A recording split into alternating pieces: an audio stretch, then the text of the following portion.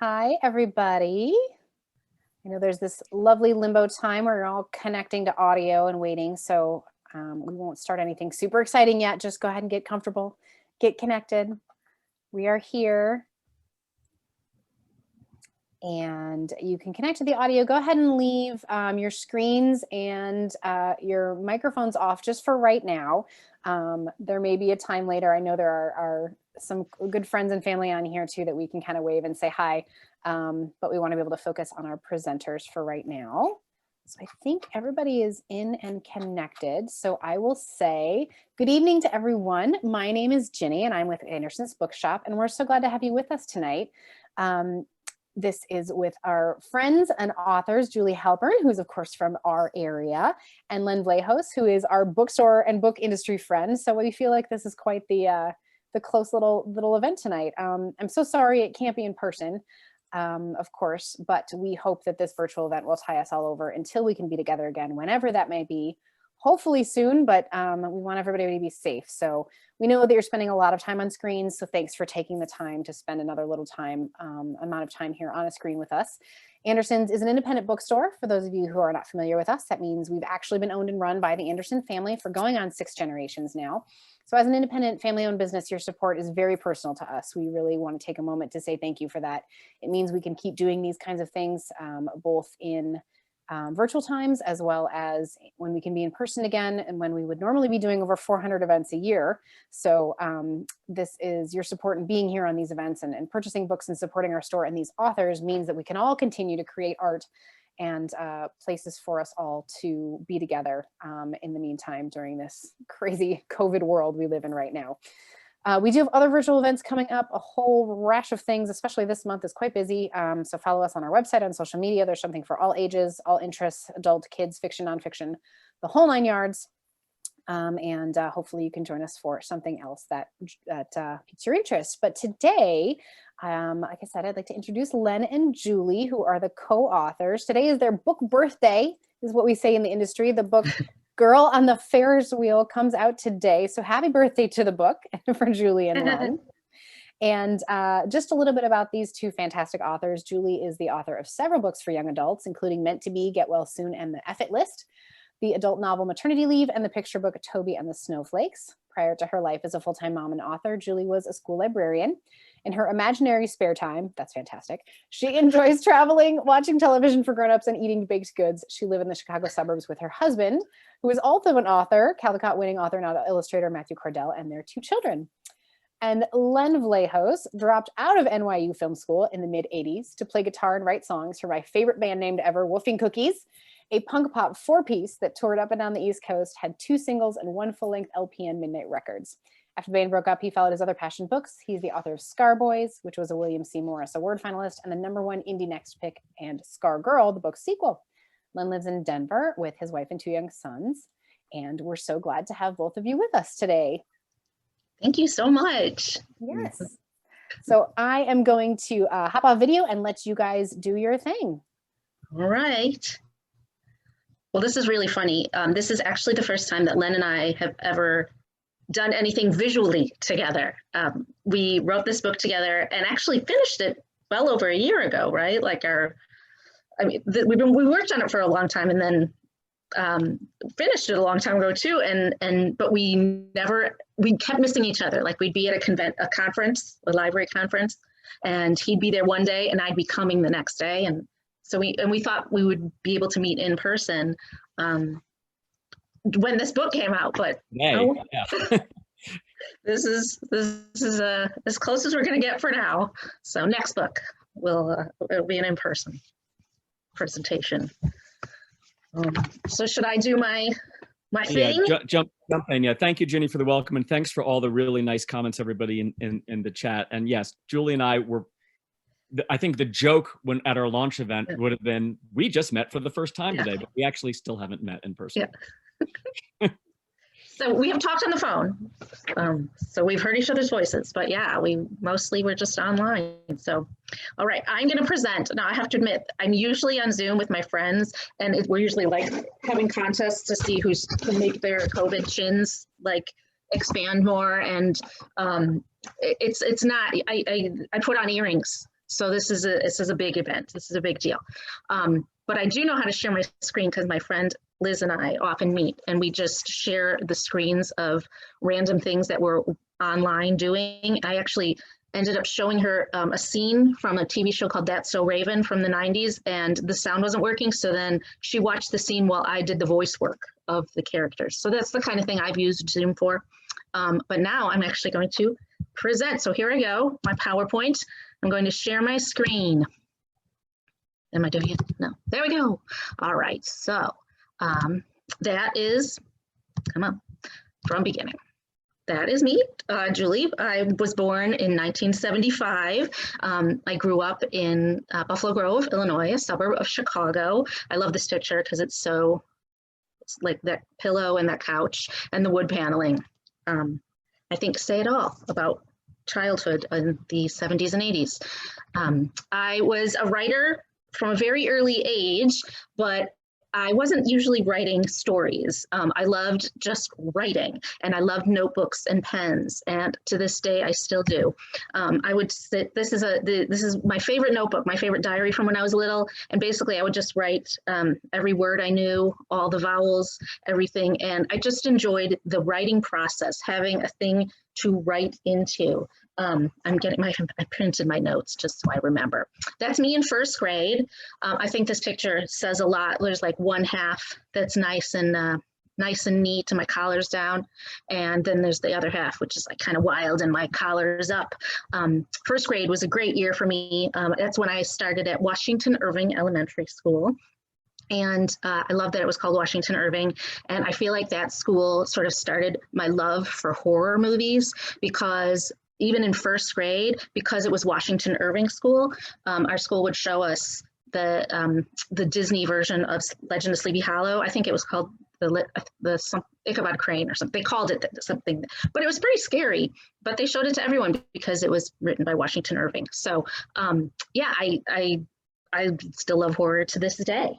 In elementary school, we were given assignments to write books, and that's when I started writing some things that I was forced to write. So this one is The Joke's on You. It was a story about rival gymnastics teams. I never actually took gymnastics, so I don't know. I guess that was a fantasy of mine. And one team defeated the other team by rubbing butter all over the gymnastics equipment. And then there was this very dark scene, apparently, where they got, the main characters were stopped on the street by a man with a gun. But back in the 80s, it was a very different thing.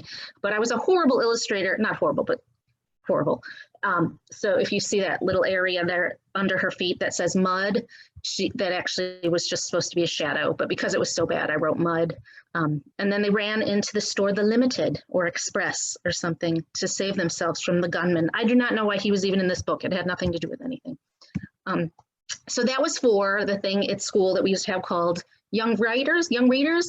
This is not my best time of day for my brain to be working. It's usually when I'm about shutting down.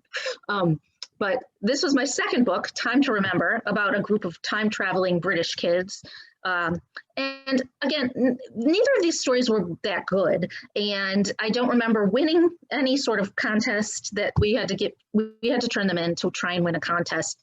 I also don't even think I ever turned them in on time, which, you know, it is what it is. But those were my first published works. And then this is me at the beginning of high school, probably end of 8th grade, beginning of high school.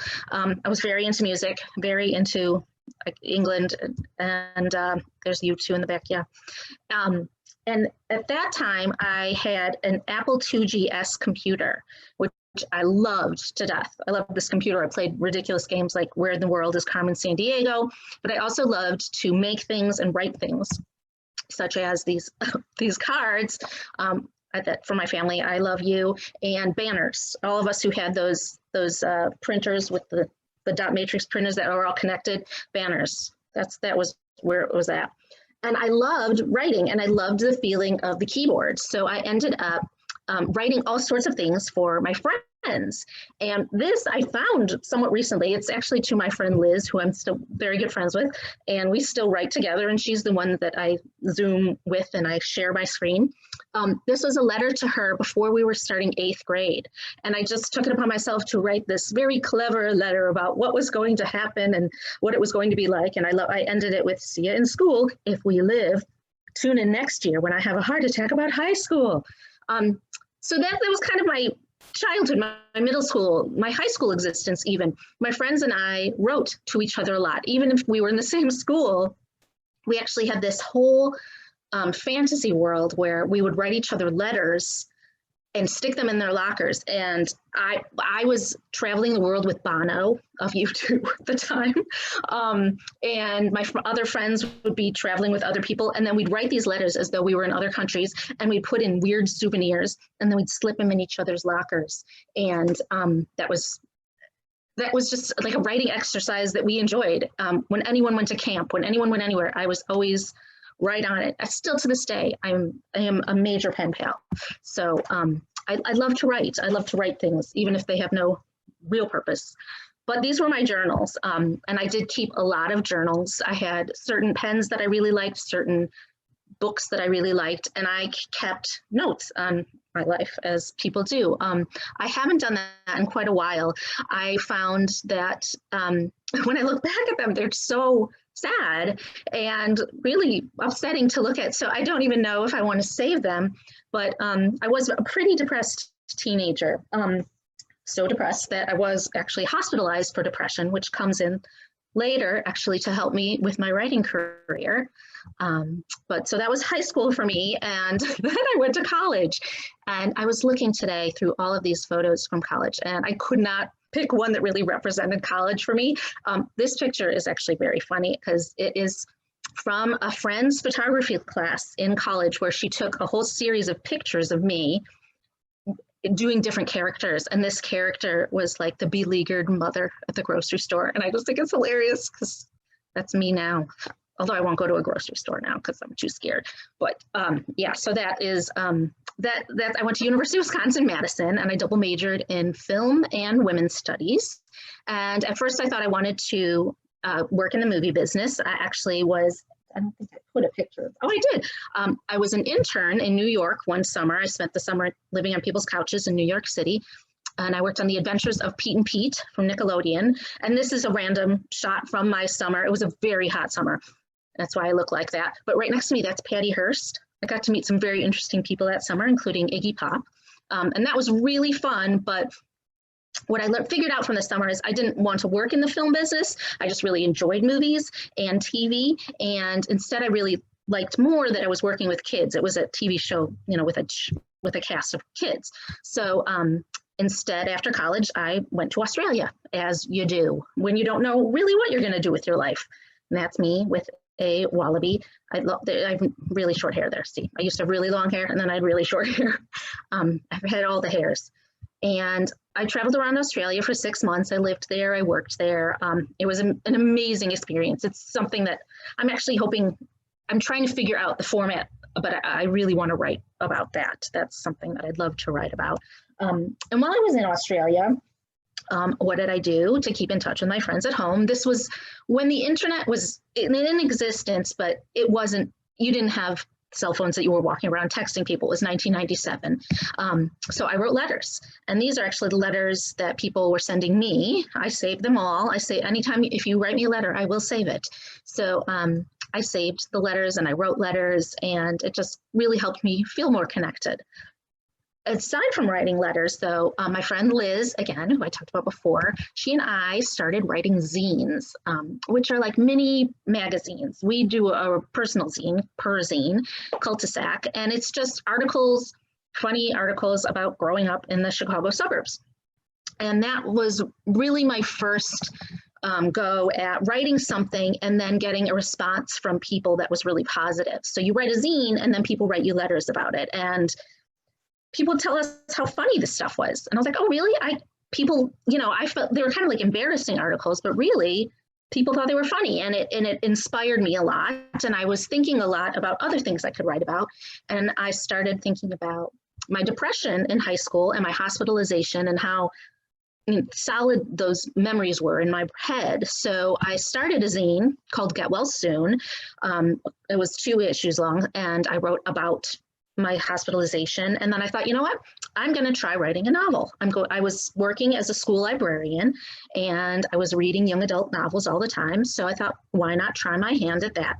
I'm really good at writing letters. And so I wrote a novel about being hospitalized for depression. And it was written from the perspective of a girl in the hospital to her best friend in letters home. And that ended up becoming Get Well Soon, which was my first novel that won the National Alliance on Mental Illness Ken Book Award. And I still hear from readers who read this book. So it's been a really wonderful gift and an important book. And I think my daughter is of age to read it soon. So I'll be curious to see. She usually reads a lot of manga and fantasy. So I don't know what she'll think, but I'm curious. She's listening right now. Hello. Okay, and then this is me. This is like the classic. I found this picture today, picture of what a school librarian would dress like. So this was me in my early years as an assistant in a school. Then I went to get my master's in library science. I worked as a school librarian for 10 years, absolutely loved it, and definitely inspired a lot of my work. This is my web page. I just pulled this up because it shows all the books that I've written since. So I have 7 young adult novels total, including Girl on the Ferris Wheel and an adult novel, Maternity Leave. And my first book was Toby and the Snowflakes, which I wrote, and my husband, Matthew Cordell, illustrated. He won the Caldecott Medal for his book, Wolf in the Snow, in 2018. And that's actually the only book we did together, Toby and the Snowflakes, but he has gone on to an illustrious career and I've gone on to write novels. So maybe someday we'll write a picture book together. I think I'm wordier than picture books as of now, at least. So that's Matt. And then this is his new book coming out in a couple weeks, Bear Island, beautiful. This is us on election day this year. With our kids, we have a 6th grader and a 2nd grader, Romy and Dean, a girl and a boy. And we live in the suburbs of Chicago. This is my kids. On Halloween, they're really into Studio Ghibli movies. And we have gotten even closer through being home. They've been home since March, doing school, remote learning, and they're doing an incredible job. And I'm very proud of them. Before COVID, our family was really into going to conventions. We're like a nerd family, so we go to comic conventions, we go to a Doctor Who convention every year, and one of my all-time favorite things to do, one of the things that really is my pastime, and I haven't really done much of it since we've been home. Oh, that's my cat. That's out of order. That's our cat, Norbert. He's in the room. Is make costumes for my kids. I love making costumes, and they love wearing the cosplay. So that's them as Team Rocket from Pokemon. We are huge SpongeBob musical fans. We actually traveled to New York 3 times to see the SpongeBob musical. We're like hardcore fans. And this was my daughter, Romy, right after we saw the SpongeBob musical in Chicago. I made that costume for her. It's Tap Dancing Squidward. And that's one of my best costumes I've made. This I made for Dean. We go to Star Wars Celebration, and that is a, I don't know who that is, BB-9E, I think his name is, but that was a paper mache costume that I made. So it's one of my real loves is making these costumes for my kids, and I love seeing the reactions from people. So I have to say that is probably one of the #1 things I miss is going to conventions. But what have I been doing during COVID? We're playing in the snow every single day. I love the snow. I love winter. So that's a snowman with flip-flops that my son made. This is our balloon drop on New Year's Eve. That we had a home balloon drop. And I'm working on a zine with Liz that we started in 1997, I believe, Cul-de-sac, and stopped doing it for 15 or 20 years. And we are doing it again. And it is so wonderful and gratifying and motivating because my days are so broken up because of the kids being in school and stopping and questioning me and asking for things that my brain can't handle long form. So in the zine, I just write short articles and then we get to talk over Zoom, and it's really fun, and it's got my creative juices flowing again, which is awesome. And the other thing I do is we order cakes, like really elaborate cakes from this wonderful bakery nearby called Dalton's Cakes, and then we eat them. And my birthday is Thursday, and I ordered a Barbie cake. I've never had one. Oh, and my mom says I have, but I don't remember it. One of those cakes with the doll in the middle. So that's Thursday. I get to eat that. But this was my daughter's Studio Ghibli cake. And There's Girl on the Ferris Wheel, my book with Len, my first collaboration in novel form. So I don't know what time it is. I don't know how long I was rambling. I can't see a clock on my thing, but that is my presentation. All right, I'm going to stop. Whoops, now I'm going to open. Oh, there it goes, stop share. And then I'm going to mute myself. Well, first, Julie, happy early birthday. How awesome is that? A book birthday and a person birthday in the same week. Fantastic. So happy early birthday. I'm going to go ahead and share my screen now. And let's see if this works. Okay. And then, okay. So hi, everybody. I'm Len. I'm going to introduce myself by talking about my two favorite things, or two of my favorite things, writing and reading, and how my life as a reader and writer led me ultimately to the character of Dimitri in Girl on the Ferris Wheel. I'm going to start by talking about the book that really made me fall in love with books. It's Ferdinand the Bull. My mom read this to me every night when I was a kid. I would love it if you guys would post in the chat a book that maybe a parent or a sibling read to you when you were a really little kid, or if you are still a really little kid. I know a couple of our neighbors on here are still pretty young. If you have a favorite book now, post it in the chat. We would love to see that. The next sort of significant book for me that I remember sort of falling in love with was the first book I chose on my own. And I remember finding this in my school library, The Runaway Robot by Lester Del Rey. You can tell by the cover just how old I actually am. But I had found this, brought it home, loved it, and it felt personal. It felt like it was mine.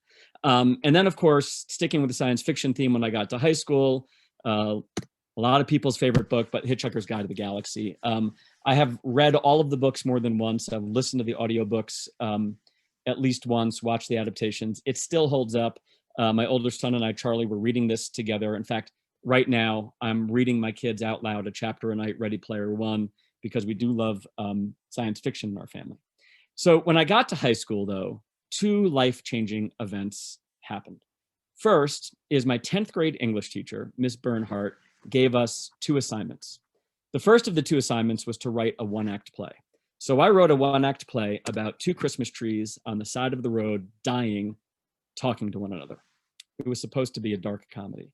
The other assignment that I wrote was called Sesame Street 2020.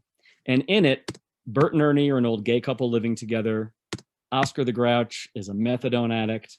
And the Count is teaching kids to count by putting bullets in the gun. 1 bullet, 2 bullets, 3 bullets. You have to remember that this was in 1980. And it was a very different world then. This kind of subversive writing would usually get you sent to a guidance counselor for an intervention. But Ms. Bernhardt loved it, and she encouraged me. And that encouragement gave me a hunger for writing and gave me the confidence that I could actually do it. But really, it was the second life-changing event that put me on the path to becoming a writer. I got a guitar. Wait, a guitar put you on the path to being a writer? Yes, that's me at age 13. I got that. I paid for that guitar with money I earned doing a paper route when people still delivered print newspapers. And I am wearing a Boy Scout uniform. I'm not wearing it to be ironic. The Boy Scouts actually kicked me out about 3 weeks after this for my long-standing issue with authority. It's a story for another time, but it's true. Around the time Miss Bernhardt was giving me all that encouragement, some friends and I, some guys I'd known from elementary school and one friend we met in high school, started a band, a punk pop band called Woofing Cookies.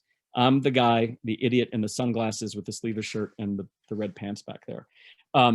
Everything I had learned about writing, I poured into music, and I wrote song after song after song.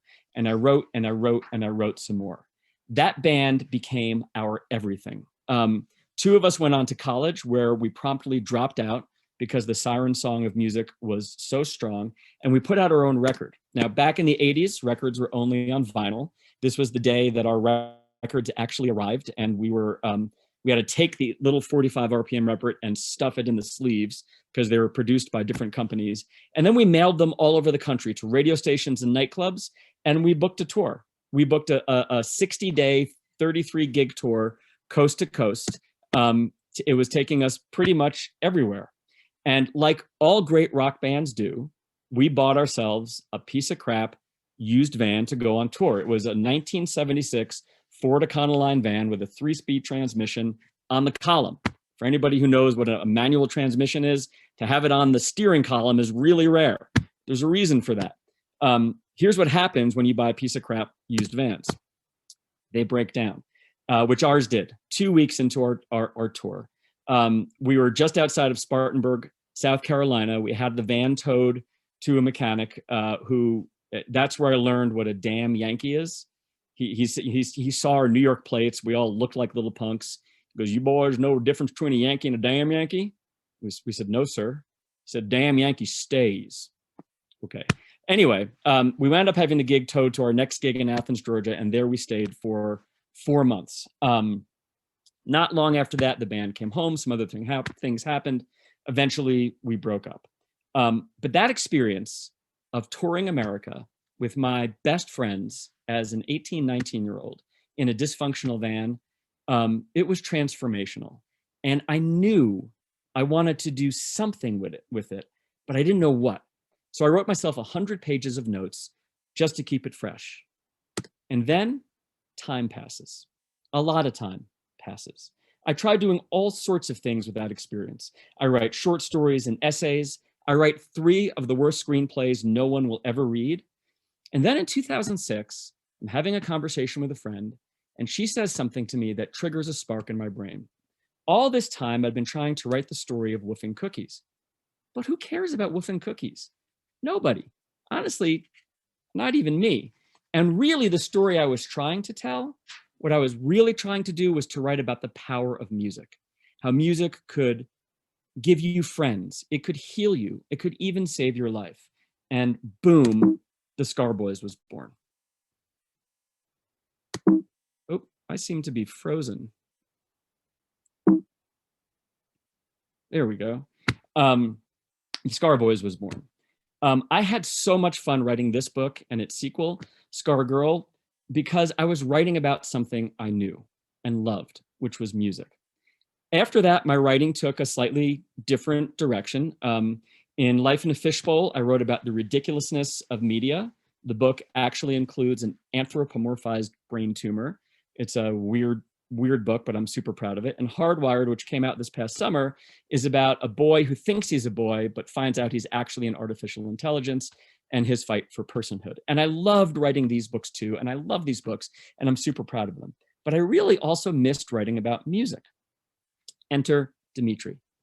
When Julie's editor, the wonderful Liz Zabla, who's on here tonight, hi Liz, put Julie and I together, as you could see from Julie's presentation, something we have tremendously in common is a love for music and how important music is to both of us and how it shaped us as teenagers. And in the course of that very first conversation with Julie, I knew I wanted to write my character as being musical. Because my protagonist in the Scar Boys was a guitar player, I knew I couldn't do that again. And I'll tell you a little secret. Anybody who has ever been a guitar player secretly wants to be a drummer. It's true. So I got to write a drummer, which was almost as good as being a drummer. The other thing that this project let me do, and Julie and I talked about this when we were outlining also, was I got to explore my background. I've never written a Greek American character before, and I did in this book. And I will tell you, it's a lot of fun. I'm really looking forward to my immediate family getting to read it, because I just think there's a lot of fun stuff in there that I've never really used from growing up. Because Julie kind of shamed me in her presentation and put a picture of her family while she was finishing there, I very quickly, since my wife and kids are watching, that's us. In Colorado, you can see that we're Rockies and Avalanche fans. That's our dog.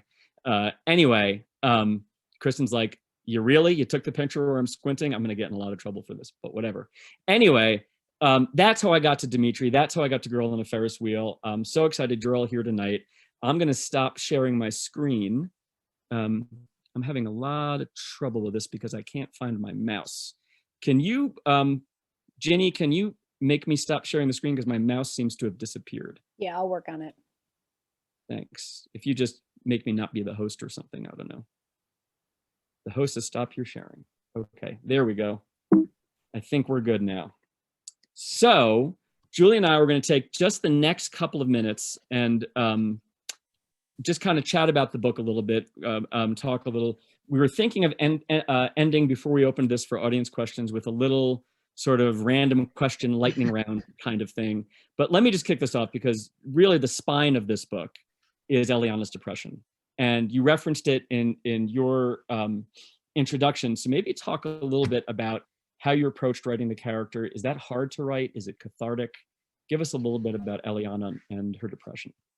I feel like I read a lot of portrayals of depression, and I always think, how is that person actually saying the things that they're feeling? It is very difficult, I find, to explain what it feels like to be depressed. So as you know, I've struggled and battled, in whatever word I'm supposed to use, but with depression for a good portion of my life. And certainly, you know, during these times, it's been difficult from time to time. I am certainly faring a lot better than a lot of people, though, I think. So I'm trying to stick with that, although depression doesn't always have to do with, and I think Eliana, I hope I got this across with Eliana, it doesn't always have to do with anything that's going on in your life. So I wanted to show that real depression, you really don't have control over what it's doing to you and how you get out of it. It's just how you handle it, and hopefully do handle it, and just make it to the next day. So you know, I can't remember what the question was. I always need to write the questions down, honest to God. I just start talking, and I'm that person who's like, what was the question again? So I'm sorry. What exactly do you want me to answer? It was really just how you approach writing that into Eliana's character is yeah. Yeah. I hope that sort of answered it. Yeah. I wanted her to be different than my character in Get Well Soon, which was very much based on my story with a situation of depression and being hospitalized. This, I wanted to write about more what it was like to fall into depression with Eliana, and to fall into it when you've been in it before, but you've been out of it, and how it affects other people around you. And then how it's very hard to be depressed and to then also just live your daily life and try to have real relationships and try to have other people understand how they're supposed to handle you, and you don't even know how to handle you, and how are you supposed to know how to tell them to handle you? So I hope that worked, or just even the confusion of being depressed. But just to give some, I like that's been the topic that I feel like I've had the most response from readers, is people who battled depression, or people who know people who've battled depression, and then now they understand them better because they're reading these types of characters. I hope that answered it. All right, I have my question for you. Or are you asking me another question? Let's do it this way. Okay. Your characters are often musicians, and you talked about being a musician. How does music inspire your writing, but how do you decide which instrument each character will play? So yes, so in Scarboys, Harry had to be a guitar player because, you know, that was the first novel I wrote, and it was inspired by events in my life, and I'm primarily a guitar player. I play a little piano, little drums, but so that was easy. But being musical overall, like, I love music, period. There's very few forms of music I don't absolutely love. I'm not a big opera fan. I respect it, but the operatic singing isn't for me. But I like country music. I like gangster rap. I like rock. I like punk. I like folk. I like jazz. And, you know, one of the awesome things Santa brought me was a turntable. So I've been rebuilding a vinyl collection. And at night now, I just sit down and I put on one of any various records, and I'm trying to like have it be really a broad list, and write while I'm listening to music, which is something I really hadn't done before. A lot of people write to music, and that's sort of new for me. So music definitely informs my writing from a pacing perspective. Having spent many years writing songs, I'm always hyper conscious of meter and rhythm and pace. And I think about that. And in fact, I don't turn in any draft to anybody until I have read it aloud and I hear how it sounds. Yes. Wow. So when I turned Hardwired into my editor, I read the entire draft aloud first so I could hear it and I catch myself, well, that doesn't sound right, because for me, sound is as much a thing as reading on the page. All right. Janina, right? So I just right, that's a character in our book. PW singled her out. Other people who've read it have singled her out. Is she your friend Liz? Is she? Honestly, I don't think I know a Janina. I think that Janina would be like maybe me, my adult, like the me, it would be the person who's lived through things and can look wisely at what you're going through and telling you no, that you don't need to deal with that. But I don't know if I know, as a teenager anyway, I don't know if I really knew anyone like that. Right. That's funny though. And I don't visually know anyone like that either. I picture her like as an actress on TV. Like I don't physically know anyone with her. And I knew a girl named Janina, but I don't know. I don't know why I picked that name even. That's hard. Sometimes I just write things and I don't have a good answer for that. I'm sorry. That's true of all writers, right? So sometimes we do just write things. Yes. And it works apparently if the name's in a review. Thought it was really interesting that you're writing to music. I don't write to music because it's so distracting. But I do read back I do read dialogue aloud to myself. Now that I think about it, I just want to know: do you record when you're reading aloud and then listen to it too, or? I don't like the sound of my own voice. Okay.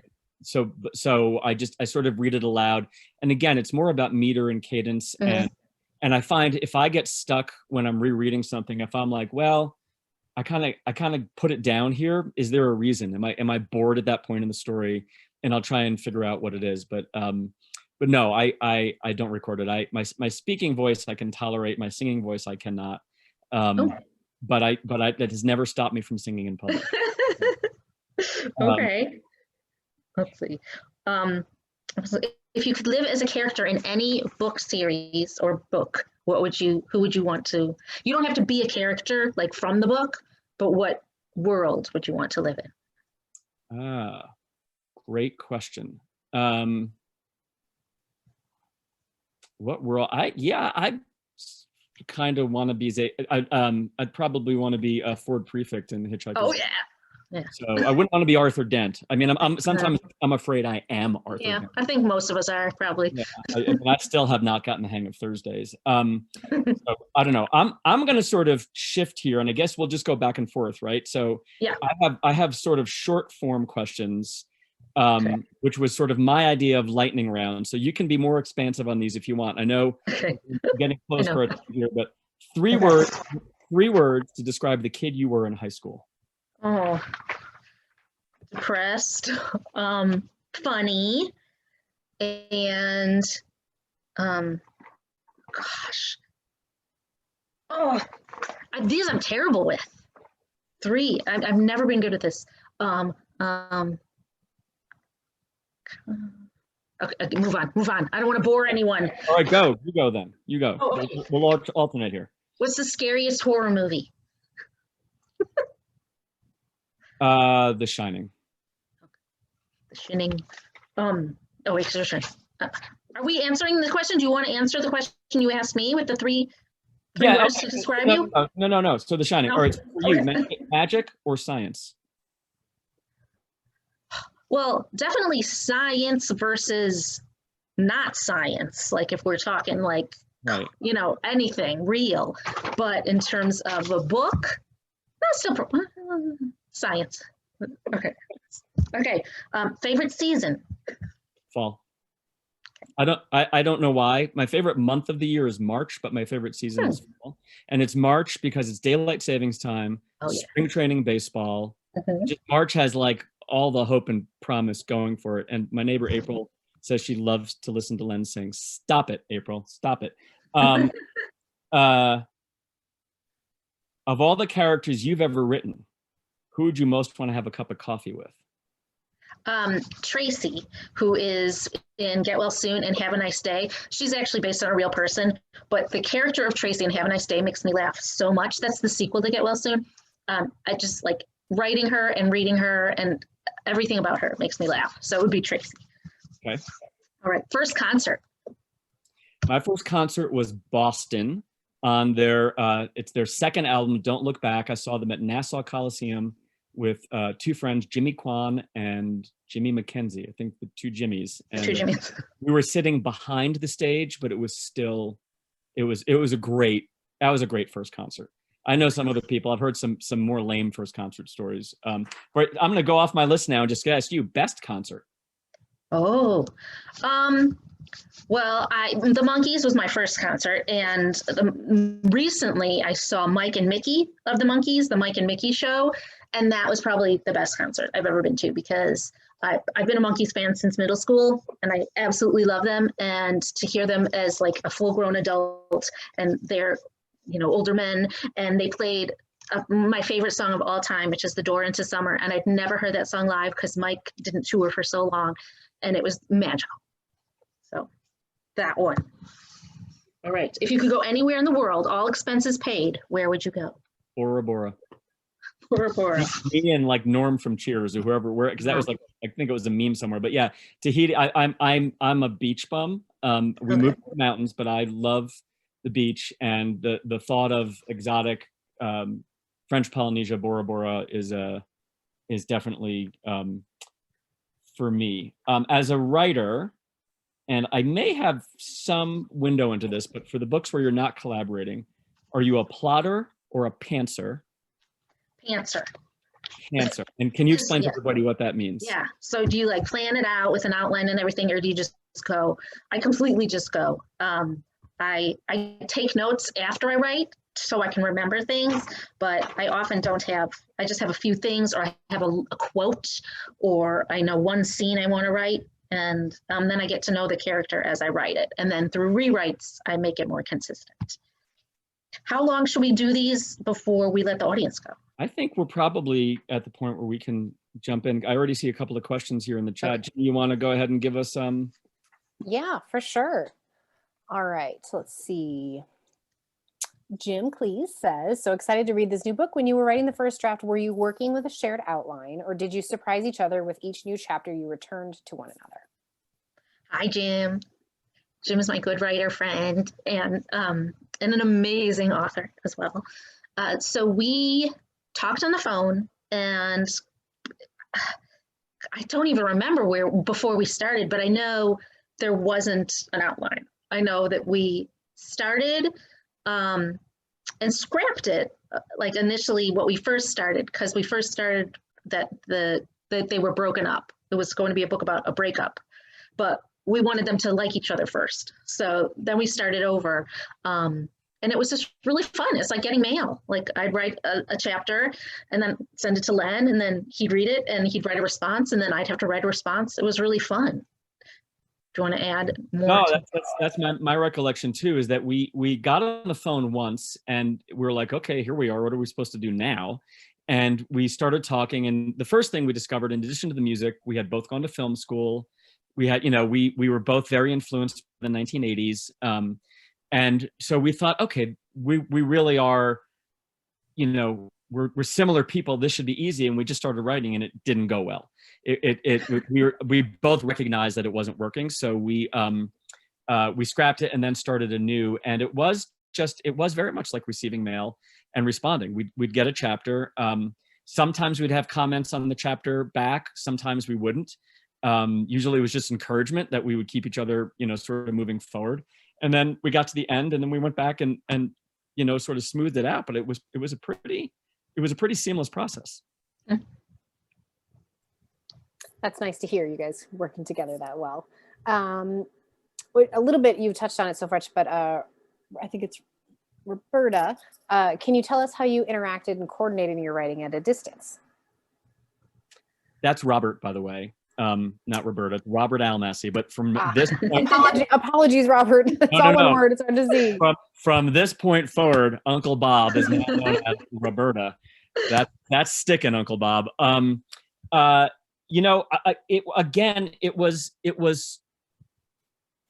we both have lots of friends who are writers, and we could both be writing with somebody that we know really well and be in the same room with. In some ways, I found this maybe an easier process because there was this barrier between us. And when it was my time to write, it was my time to write.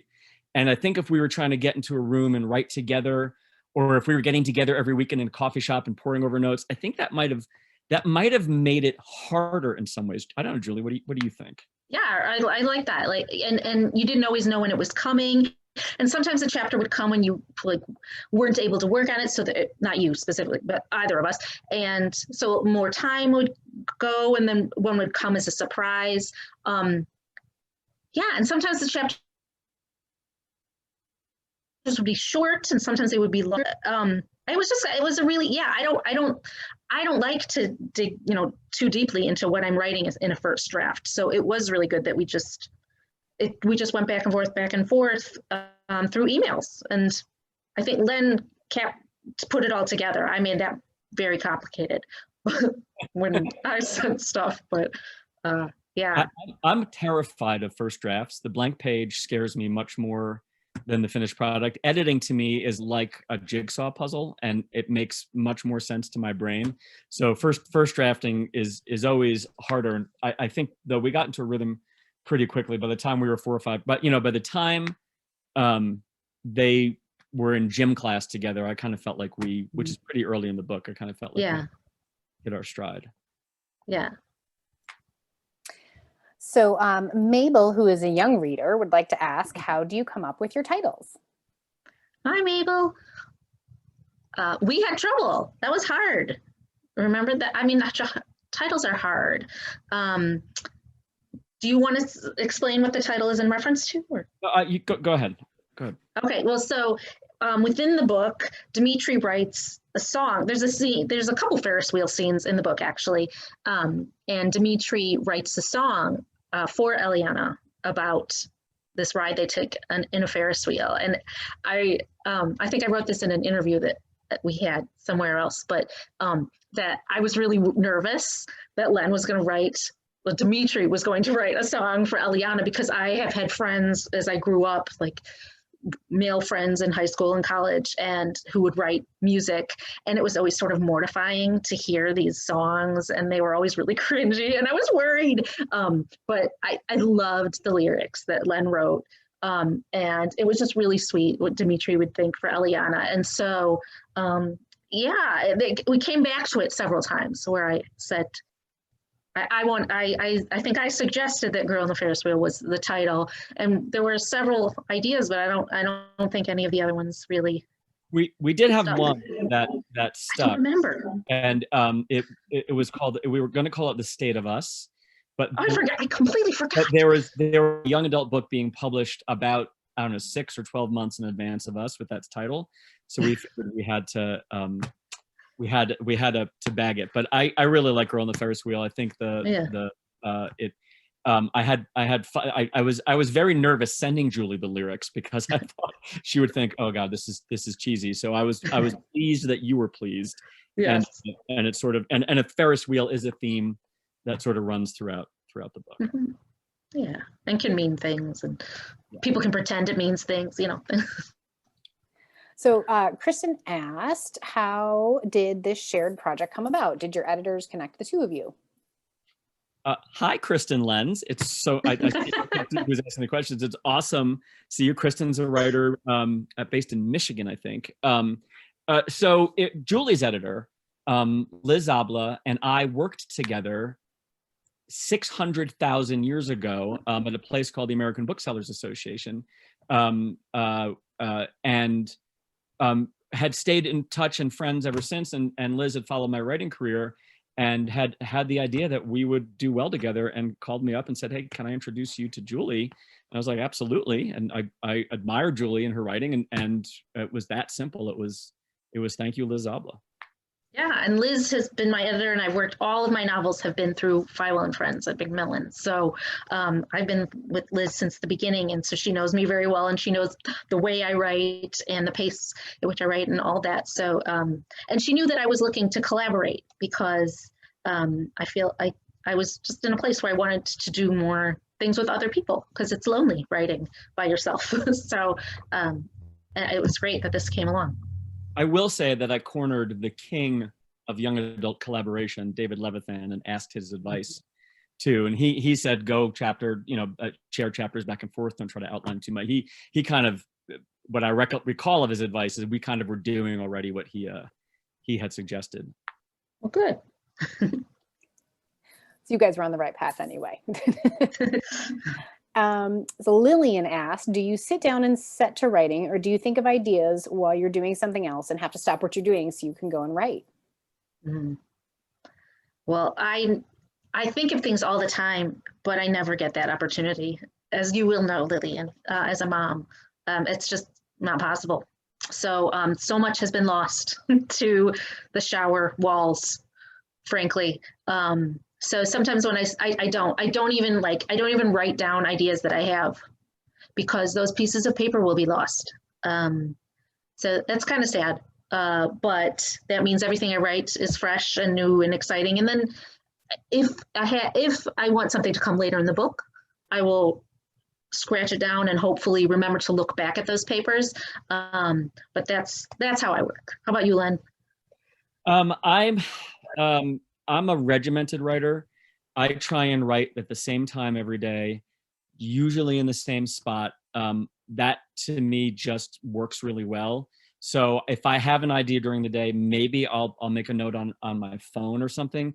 But if I can, I write, at least 4, as many as 7 days a week, and I'll try and remember what it is I'm doing. Sometimes I'll also take my laptop and write right before I go to bed, like it's the last thing I do at night. I learned a trick recently from an adult writer named Peter Heller. He's a Denver-based author where I live, and he writes great, incredible novels. And I forget who he got this from, but this was some like famous classic literary author. I now start the next chapter or paragraph and stop it midway. So when I sit down to write again, I'm in the middle of a thought and I immediately get back to that thought. It's working really well for me. So, thank you, Peter Heller. Wow. I never do. I mean, I always have to end at a chapter end. Huh. I used to do that, and I'm finding, I just write the first few sentences of the next chapter, and okay. When I go back to it, I'm already in it, and my brain is already there. So. Well, that makes sense though. The first, from the next, okay, just like a few from the next chapter instead of okay. All right, another question here. Ryan K would like to know, how long did it take to get this book published? Well, hello, Ryan K. I think Ryan K is in the 3rd or 4th grade this year. Oh my gosh, KK, I'm forgetting. I think we started this we started the conversation in 2017. I was hoping you'd remember, frankly. All right, I'm cheating. I just looked back when the first emails were. It was 2017. Okay, good. And it was specifically the very beginning of 2017. So it was 4 years ago when we very first started, when our editor introduced us to one another. It was almost exactly 4 years ago. Okay. Wow. All right, and then Elizabeth asks, Len, you touched on this, but how did you both decide the makeup of each character's family? Both families are so important to the book. You can tackle that one first. Well, all of my characters in every book I've ever written, they're all Jewish. I'm Jewish. And, I think in a lot of, just in the world and TV shows and everything, the assumption is that you celebrate Christmas. And, my kids, we also do celebrate Christmas, but because my husband is not Jewish, but, we celebrate Hanukkah, and we're in the minority in our area for sure. And I don't always make it a huge part of the character, but it does, it defines you in some way being Jewish. So Eliana is Jewish. I wanted her to have a larger, but not huge, because I just didn't know how to write a big family like that. But a larger family living in a smaller space. And I don't remember why I chose that. I think I just wanted her to feel like, I'm surrounded all the time. I have no space for myself. which is kind of how I feel right now. Hi, kids. No, love you. But yeah, how about you, Len? So I'm Greek American. I'm second generation Greek. I think both my brother and sister, hey T, hi John, are here tonight too. And we grew up in a much more Americanized household, but we grew up going to a Greek Orthodox church where many of the people we went to church with and many of our cousins and extended family were immediate Greek immigrants or first generation Greeks. So we were sort of surrounded by a lot of Greekness all the time. And I had never explored that in writing before, and holy crap, was it fun. One of my favorite characters that I ever wrote is in this book, and that's the character of Dimitri's grandmother, Yaya, and that's because my Yaya, our mom's mom, is one of my favorite people who ever lived, and I know that's true of my brother and sister too. Yaya is only based loosely on that Yaya, but the feeling you evoke, hopefully reading her, is the same feeling with Yaya. So it was fun. It was really fun to sort of dive into sort of the whole Greek thing. But the family portrayed is not so much the family I grew up in, but the Greek community that we were surrounded with. Well, it seems fitting the last question we have here, though it certainly does not need to be the last question we take, is from Luke for Julie, not for Len, because I think Luke would just walk over and ask Len, but he wants to know, I'm starting to write stories. Do you have any advice for a 10-year-old? My advice is, I'm a big believer in like, don't stop and look back. Because I think that so many people, when they're writing, they write and then they look back and they go, oh, maybe I should change this, or, oh, I don't like it. It doesn't matter, because eventually you have to go back and fix it all up anyway. So it just start it and keep going, and not all in one sitting, but just write it and write it and write it until you're done. And then you can go back and you can change a whole bunch and you can fix it. But it's like the best feeling on earth to like complete something. In my mind, it's like to complete a novel. It's like I always run around and I do this like Rocky, like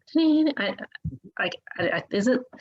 Do I sing the Rocky song? I don't remember what song I sing. I sing something. See, I don't even know. I have to finish a novel in order to know what song it is that I sing when I finish a novel. But I always do it because it's the best feeling. And then that accomplishment then encourages you to then go back and make it better and better. So that's my advice.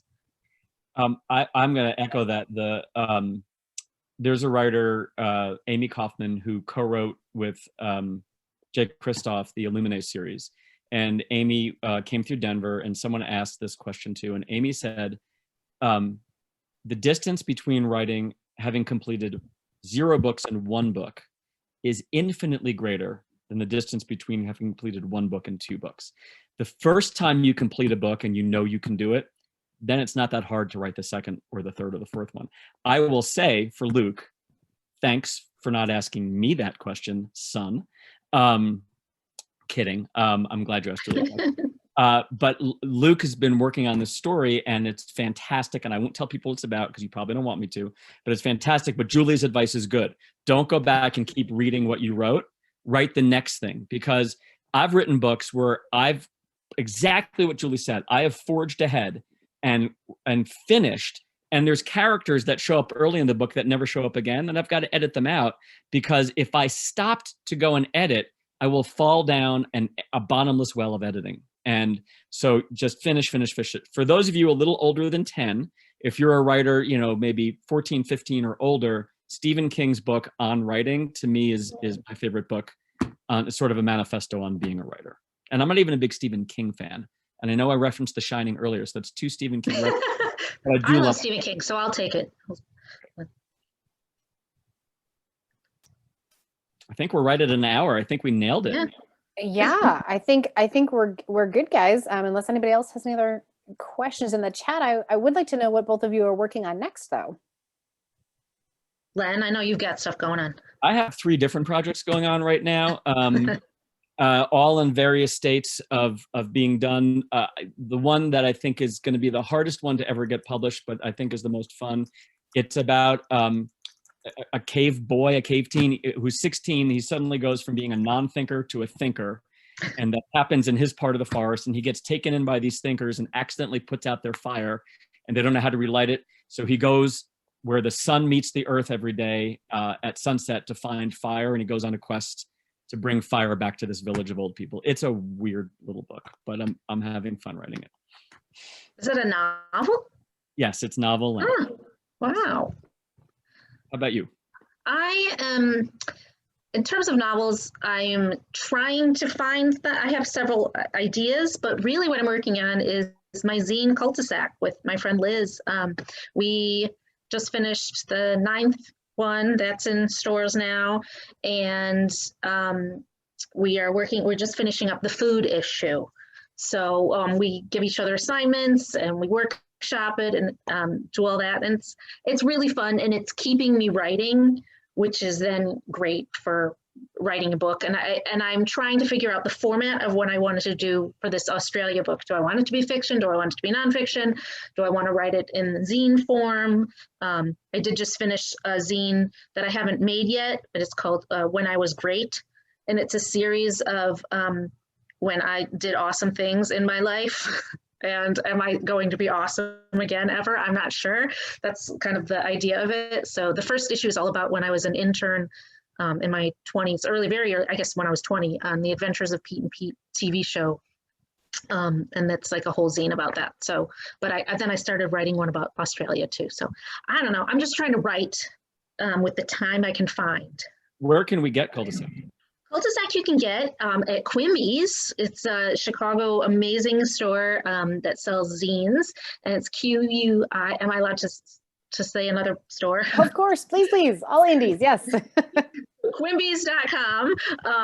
Yeah, it's QUIMBYS.com. Yeah, and they sell all sorts of zines and independently published weird stuff that's fantastic. It's actually how I met my husband. He bought an issue of Cul-de-sac 20-something years ago, Matt, and yeah, we met through our zines. So somebody wanted to know if Cul-de-sac is appropriate for a 12-year-old.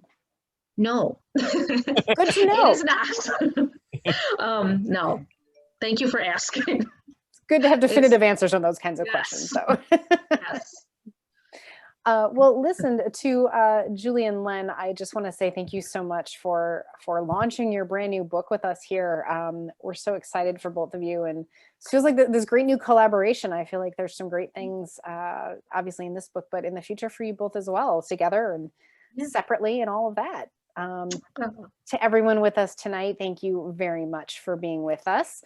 If you did order a book, either to be picked up or to be shipped, we'll be working on getting those ready for you this week. So you'll get an email through Event Combo when that's ready, or conversely on its way to you if you chose shipping. And thanks to Julie and Len for signing the book plates for us so we can get those out to you guys as well. Anything else you guys want to end with? Just thank you, Julie. Thank you, Andersons. Thank you, everybody. That's for me. Just, it's, thank you all so much for coming out tonight. Yes, thank you. Thank you for bringing us together, and for supporting our books, and everyone out there for supporting independent bookstores. And this was really fun. Thank you. Absolutely. Well, there's a link in the chat. If you haven't yet ordered your copy of a signed book and you would like one, you can get that on our website, andersonsbookshop.com, or other great independent booksellers all over the country. Please support your independent bookstores and your other independent local small business during this time. We need it certainly now more than ever, so that authors like this can continue to create content for us all and keep us going, shall we say, right now. So everyone else, happy reading. Thank you for being with us. Stay safe. Stay home, and have a great evening. All right. Thank you, guys. Congratulations, Len and Julie. Bye. All right. Bye-bye, everyone.